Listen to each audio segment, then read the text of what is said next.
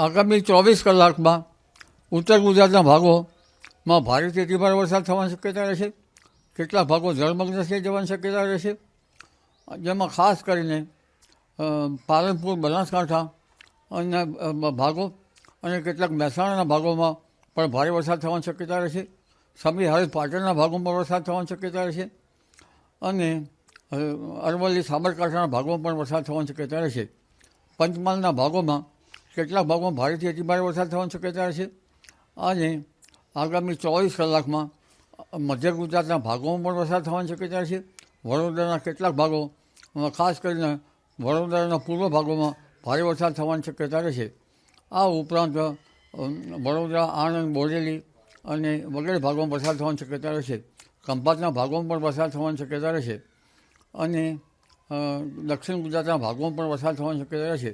દક્ષિણ સૌરાષ્ટ્રના ભાગોમાં પણ વરસાદ થવાની શક્યતા રહેશે. પશ્ચિમ સૌરાષ્ટ્રમાં ક્યાંક વરસાદી ઝાપટા આવી શકે.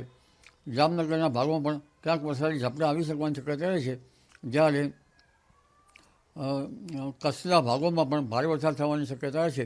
ઉત્તર સૌરાષ્ટ્રના કેટલાક ભાગોમાં પણ વરસાદ થવાની શક્યતા રહેશે. પરંતુ તારીખ 7 થી 12માં ગુજરાતના કેટલાક ભાગો પુનઃ જળમગ્ન થઈ જવાની શક્યતા રહે, જેમાં કેટલાક ભાગોમાં લગભગ